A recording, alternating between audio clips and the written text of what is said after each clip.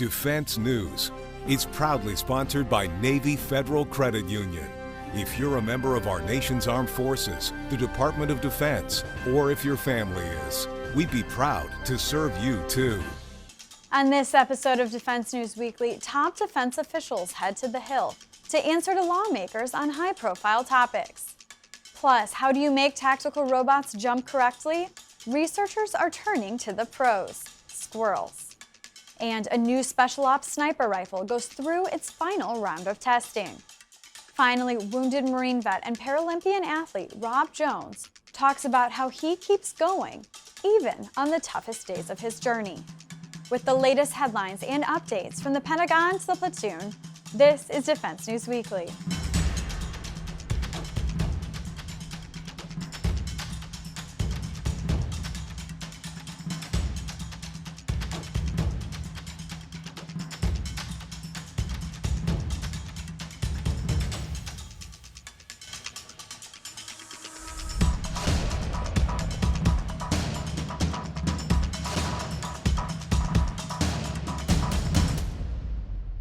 Welcome back to Defense News Weekly. I'm Andrea Scott. First up this week, some headlines from around the service branches. Starting with some of the coolest stuff. A sniper rifle recently wrapped a final round of testing before being fielded to soldiers and Marines. The Modular Precision Sniper Rifle, or Mark 22, just underwent operational testing in Fort Bragg, North Carolina, in what officials called the final hurdle for the weapon. The Mark 22 has features like a folding stock, removable suppression system, and 3 caliber options for shooters. In the latest round of testing, Special Operations paratroops from the 82nd Airborne Division took it on jumps to make sure the rifle, especially the optics, could weather the shock.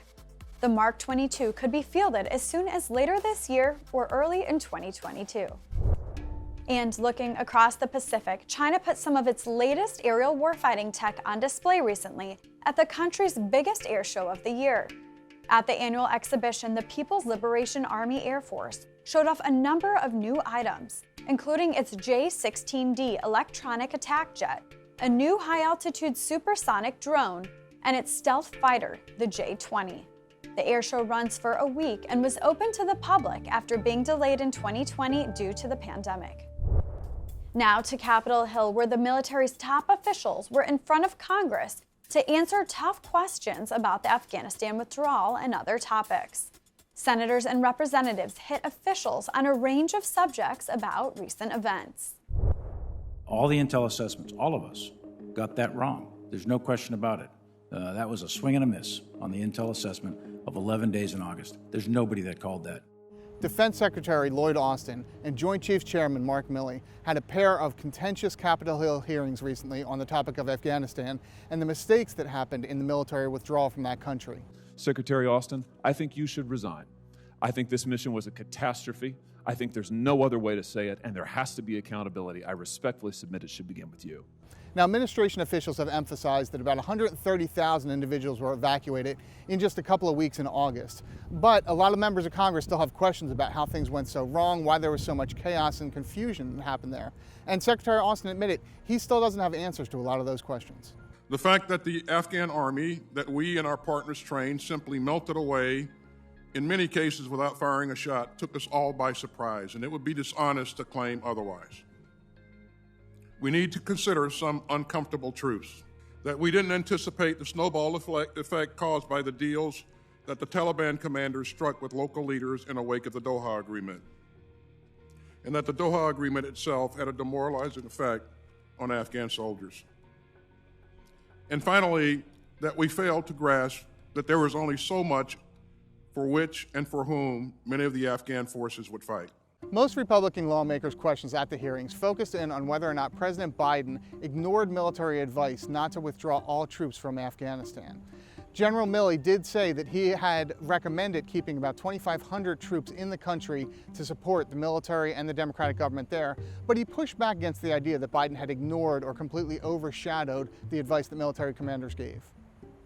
If I may, Senator, I can tell you with 100% certainty that the military voice was heard and it was considered. It was considered but not followed, correct?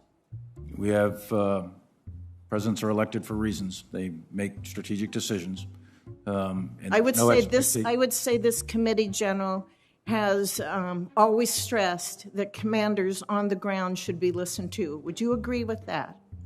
I would, and I would tell you they were listened to. Numerous Republican lawmakers have questioned the decision to abandon Bagram Air Base ahead of the full military withdrawal from Afghanistan. But Defense Secretary Austin defended that decision in his appearance on Capitol Hill, saying he doesn't see that as a strategic mistake.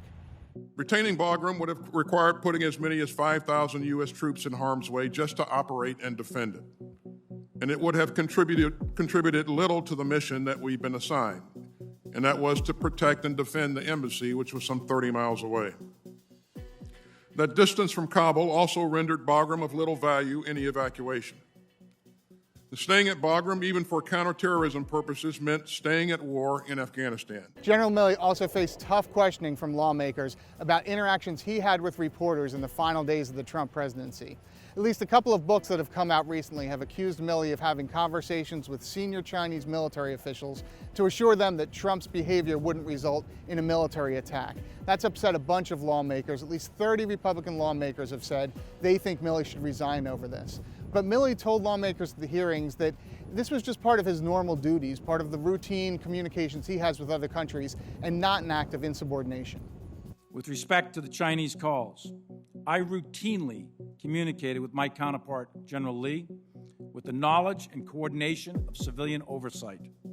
I am specifically directed to communicate with the Chinese by Department of Defense guidance, the policy dialogue system.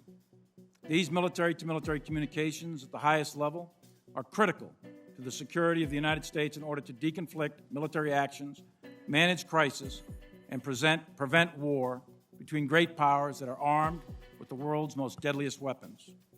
At no time was I attempting to change or influence the process, usurp authority, or insert myself in the chain of command.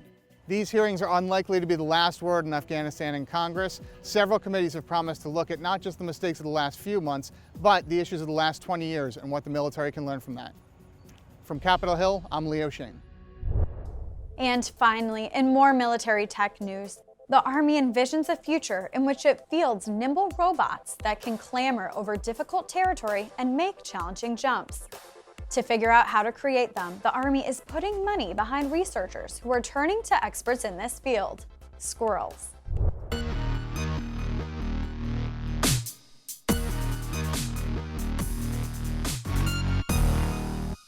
You ever notice how when squirrels leap from branch to branch or tree to tree that they never seem to fall? Well, researchers with Army funding have noticed the same thing, and they're trying to see how they might be able to apply some of the biomechanics of how a squirrel moves to future robots. A lot of this research is being done out of the University of Berkeley, California, and also the University of Nebraska. Now, through Army funding, they basically discovered ways in which they can measure certain types of nerve reactions and impulses, ways that squirrels jump from place to place and adjust mid-air sometimes, doing a kind of what they call a squirrel parkour, jumping off of walls, from beam to beam. They've been measuring this with wild squirrels on college campuses such as Berkeley and getting results that are pretty interesting. And they're going to try to take this information and see what data they can extrapolate from it to bring to robotics and robotics work. Essentially what it would do would give robots a chance to move around real terrain in ways that humans can't. The capabilities that we see in nature that we want to emulate and replicate shifts away from this paradigm where we tell a robot, perform X by doing Y, and instead say, you are capable of Z, perform X. So in that later model, the robot is aware of all of its capabilities, and it, in a way, allows the robot to do some creative decision-making, for lack of a better term, about which of its capabilities it's going to employ to accomplish a specific task. The squirrel gets to decide in this model what limb it jumps from to reach a certain objective, how it's going to jump based on the stiffness of that limb, and by studying those behaviors and inferring the controller behaviors and actuator behaviors going on in the squirrel's brain and in its limbs, and its spine and its trunk, we can derive principles to develop robots that are capable of similar versatility. So right now we have a lot of robots in factory settings doing assembly line work, or even in laboratories such as Boston Dynamics, where they're seeing robots jump onto boxes or move in a very linear way. That's not the way they're going to have to move out in the real world, especially in a future battle space where there'll be lots of obstacles, lots of threats. So basically, scientists are looking to the animal kingdom to figure out ways in which they can move beyond thinking human and thinking all kinds of capabilities. If you want a robot to fly, you got to look at birds, you can't look at people. If you want a robot to leap like a squirrel, you got to look at squirrels. Now this is very early stage research. They've really just started doing this in a laboratory setting. Well, the lab actually being the campuses of, say, Berkeley, where they're doing it out in the field with almost an obstacle course setup for the squirrels to run through and get treats. But in the future, it could be part of a capability of a robot battle buddy of a future soldier. So say that soldier's walking through an urban terrain, they need to see what's up on the top of a building. Well, they send the robot up there. The robot parkours its way up there the way a squirrel would, finds out what's going on, relays it back to the soldier, keeps the human safe. So that's kind of the goal, the end goal. It could be decades away, but the initial research is here and very promising. Reporting for Defense News Weekly, I'm Todd South. When we come back, headlines from around the defense industry. And later, a conversation with amputee and long-distance athlete Rob Jones.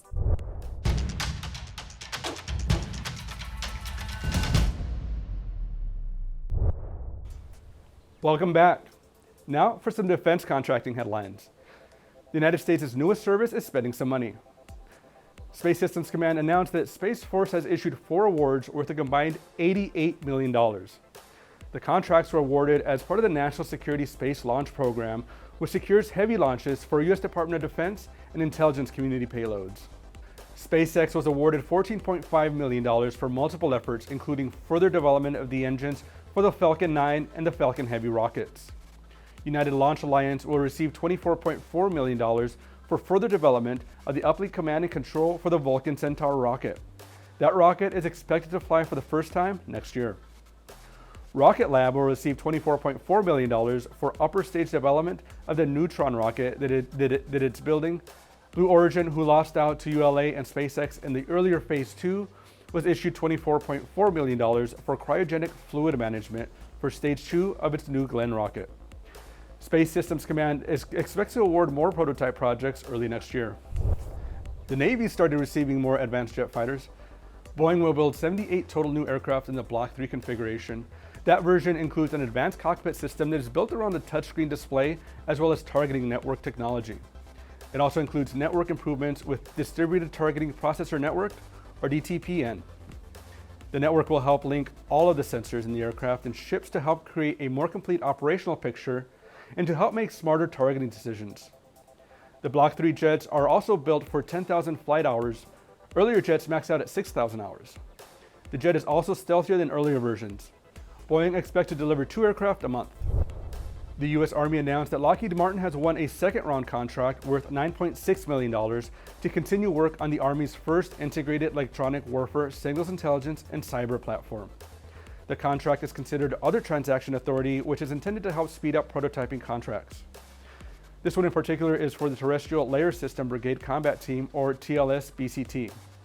It follows a 16-month prototyping period that involved Lockheed Martin and Digital Receiver Technology, which is a Boeing subsidiary. The system will be mounted on a Stryker vehicle and it is expected to be critical in taking out modern and sophisticated threats. We're getting an idea of how much the DoD will have to spend next year. House lawmakers approved plans for a whopping $740 billion defense authorization bill that provides billions more in equipment purchases than the White House had requested. It all but assures steady growth in military spending next year. The budget policy measure passed by a bipartisan 316 to 113 vote, and it includes a 2.7% pay raise for troops starting in January. This version also includes sweeping changes to military sexual assault prosecutions and has language that requires women to register for a potential military draft. Most notably, it includes $24 billion in funding above what the White House requested. The cost mirrors plans approved by the Senate Armed Services Committee earlier in the summer. It's also a victory for Republican lawmakers who have criticized President Biden's proposed military budget, saying it's insufficient to counter threats like a growing Chinese military and worldwide terrorism.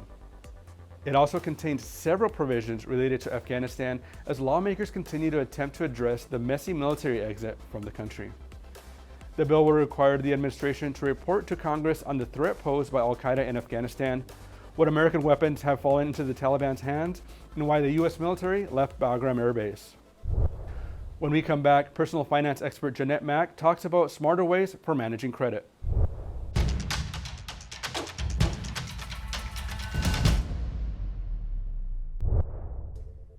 On this edition of Money Minute, Navy Federal Credit Union personal finance expert Jeanette Mack gives her latest tips on smarter ways to manage your credit.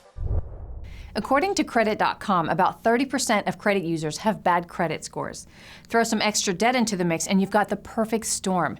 But it's not the end of the world. In fact, there are some things you can do to right the ship and sail into a strong financial plan.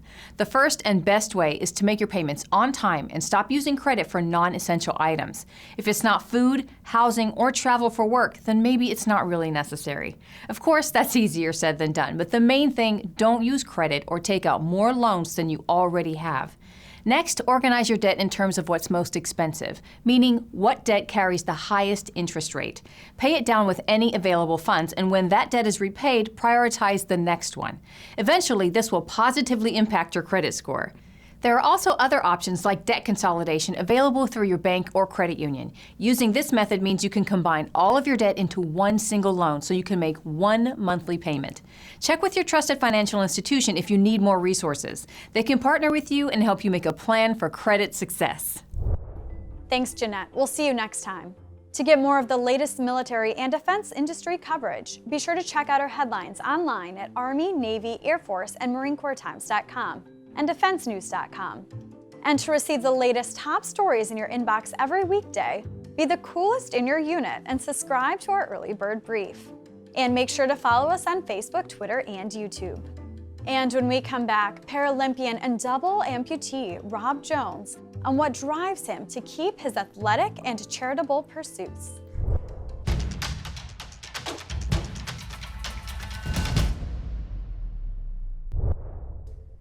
Welcome back. After losing both his legs in Afghanistan in 2010, Marine veteran Rob Jones came back with a vengeance, launching himself into athletic pursuits ranging from rowing to ultramarathons. He sat down with Defense News Weekly to talk about what drives him to keep setting tough goals for himself. Soft sticks. Hi, my name is Rob Jones. I have gone to the Paralympics and won a bronze medal. I've rode my bike across the country 5,100 miles, and I've run 31 marathons in 31 days. And I'm here to tell you, some days I get up, I don't want to work out, I don't want to do the thing that I decided to do that day, and I'm going to try and tell you some strategies to help you get through that moment and get after it. So when you get up in the morning and you've got a workout or something like that on your schedule and you don't want to do it, one of the first things that I do is I remind myself of why that particular workout or this particular task is important to a very important long-term goal for me. I knew that when I was wounded, when I lost both my legs in Afghanistan, that I wanted to be able to walk again as close to it possible as I did before. But that's a 1.5 year long process. It's a grind of day to day. And a lot of times I wouldn't see progress on a day-to-day basis or even on a weekly basis, or I would even make negative progress. And so, but I would have these short-term goals for myself. So the first one I had was get out of the ICU. The second one was get out of my bed and get into a wheelchair. Then I had a short-term goal of be able to get into the wheelchair by myself without my nurses helping me. So I had all these things these goals that I was accomplishing on my way to that long-term goal that made me feel like I was making progress and kind of played on that psychological feeling of having energy in the beginning and the end, because it's so short that there's not a whole lot of middle there. And so you're kind of feeling motivated throughout the entire short-term goal. And so you rely on whichever one you need to in the moment in order to get yourself to do the work. Everybody has this voice inside your head. That's when you wake up and you're in a moment where you don't want to do the thing that you know that you need to do. This inner voice, some people call it the inner monologue, some people call it resistance. I call it my inner terrorist. And the reason I call it that is because I recognized early on in my recovery that the enemy for me and everything that I was doing after I got wounded was the terrorist that put the landmine on the ground that I stepped on that severed my legs. His goal was to kill me entirely, and he didn't succeed that day. So he was going to continue to try and kill me in preventing me from going on to have a successful life. So whenever I had that voice inside my head that was trying to rationalize why I shouldn't do what I know I need to do and why it's not important and why I can just do it tomorrow or do it some other time, I knew that that was that inner terrorist trying to prevent me from having a successful life. So it kind of gave me an enemy in my head. And everybody has that kind of thing. That's the voice that's telling you not to do it. And having the short-term goal and the long-term goal is a great way to shut that voice up. When I was in the clinic, my inner voice would say, or my inner terrorist would say, well, don't go try this new walking technique or this new skill in walking, say, using bionic knees or trying to walk on a slope outside or something like that because, well, you might fall. And, you know, there's a lot of people around, so they're going to see you fall and it's going to be really embarrassing and you're going to look stupid. And that was the inner terrorist trying to prevent me from being able to walk in a way that I wanted to be able to walk. But that's ego. That's coming from my own ego, because I didn't want to be embarrassed. Because a lot of the times I was kind of seen as the more advanced above knee amputee in the clinic, especially later on in my time there. And I didn't want to fall down and kind of ruin that visage and be embarrassed. So that was my own ego. So it's all coming from me, but it's in the voice of this terrorist. And then so move on to, let's say, rowing, where I'm in the middle of a really tough race or a really tough training session. And the voice is saying, well, you can back off from this training session because it hurts. And you don't need to do this, and it's not important. You don't have to win this race. You don't have to, this training session doesn't matter. It doesn't matter if you make a certain time. But that was my own sense of pain. I didn't want to be in pain anymore. My own sense of fear and my own sense of doubt in myself. But it was coming through the voice of this inner terrorist. So yeah, I mean, it's always the same voice. It's always you. It's great if you can have a goal, a long-term goal and a short-term goal that are selfless, that are about more than you. That is the most powerful way that you can ensure that you're going to have something that is going to get you out of these tough moments. Your goal doesn't always have to be selfless, but I think, in my experience, that having a goal that is about something bigger than yourself, more important than yourself, that is going to be the best way to overcome anything and accomplish anything in your life.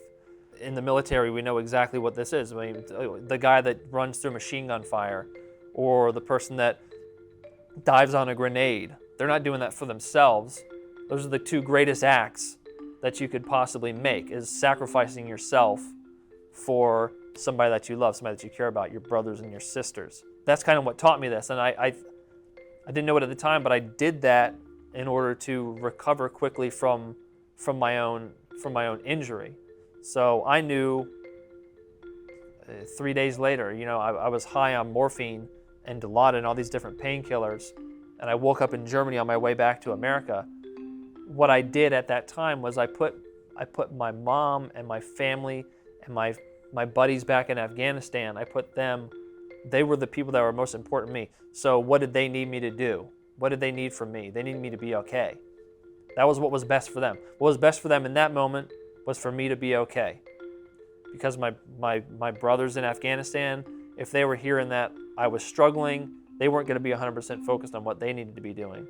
And obviously, my mom needed to be okay because she's my mom and my friends and my family. And so when I made that realization that that's what they needed, and I cared about them more than myself, then I forced myself to be okay, and I pretty much recovered. I accepted my situation almost immediately. Those are my tips for overcoming your inner monologue, your inner terrorist. If I was going to give advice to a young service member out there, I would say selflessness. The selfless purpose is the key in life to overcoming anything and achieving anything. All right. Does that work? Yep. Cool. And that's all we have time for this week. Please visit us on militarytimes.com and defensenews.com for more coverage. Thank you for joining us, and we'll see you next week.